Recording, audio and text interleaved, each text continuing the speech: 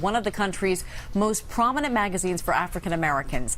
It all has to do with Essence magazine and who they chose to hire as their new fashion director. And it's now raising questions about what diversity truly means.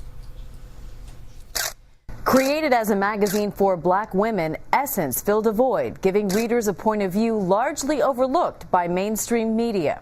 Founded 40 years ago, its circulation has grown to over 1 million copies.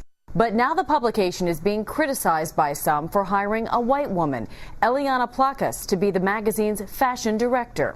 There have been so many damaging messages to black women that you're not good enough from everyone. Why here? Former fashion director at Essence, Michaela Angela Davis, wrote on her Facebook page and tweeted about her disappointment, generating a wide response. Essence magazine defended their choice, saying in a statement, "We remain committed to celebrating the unique beauty and style of African American women."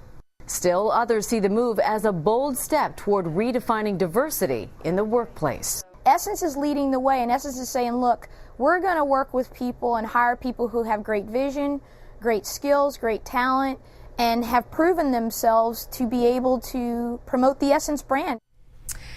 Harriet Cole is president of Harriet Cole Media and a former fashion director at Essence magazine. Harriet, good morning. Good morning. So, I mean, you have more than 20 years in experience in this field, specifically about fashion for African American women. What's your take, and obviously you were at Essence, on this decision? Well, you know, I look at this personally. I understand why so many people are upset. I've gotten hundreds of calls and emails, which is why, actually, reluctantly, I said I have to address this. I understand why Essence chose to hire this woman in the sense of she's qualified. I've met her. She has great credentials. The issue is that diversity in fashion and in publishing really doesn't exist very much yet. There are still very few African Americans or Hispanics on the playing field. At the highest level, there right now are none except for Andre Leon Talley at Vogue, who is not the fashion director. He's got a great job, but he's not the fashion director.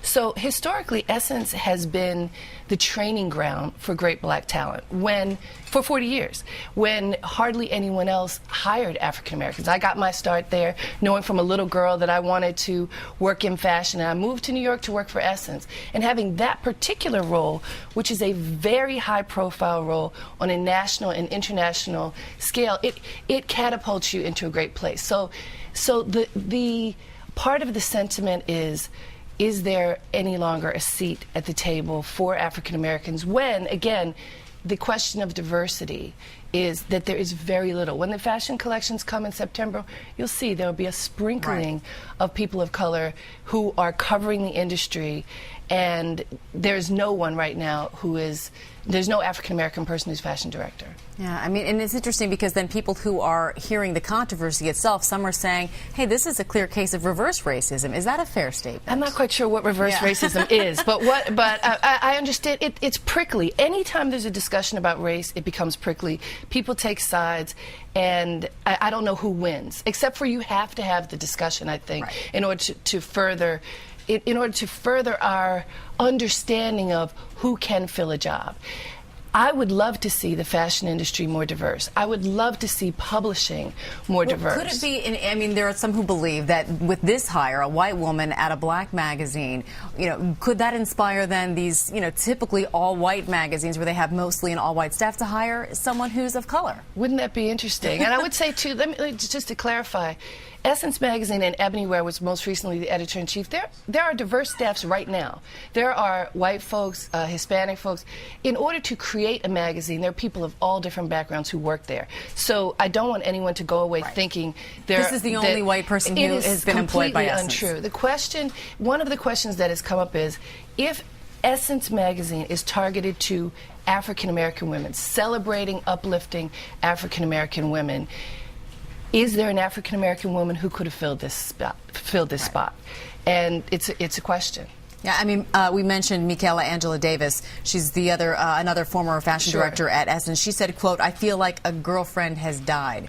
How important is the role of fashion director at Essence? Oh, well, Essence is a fashion, beauty, and lifestyle magazine. And, you know, I came in under Susan Taylor, who really helped to build the brand of Essence. And what we learned while we were there is if nobody else loves and respects African American women, Essence does. I mean, you know, I gained a lot of confidence having worked there and also fine-tuned my skills. Again, going back to the training ground, that is the thing that many people are concerned about, that is there someone who's not being trained? I trained so many people who have gone and are working at many different publications, mainstream television in other parts of the world, who learned, who cut their teeth at Essence.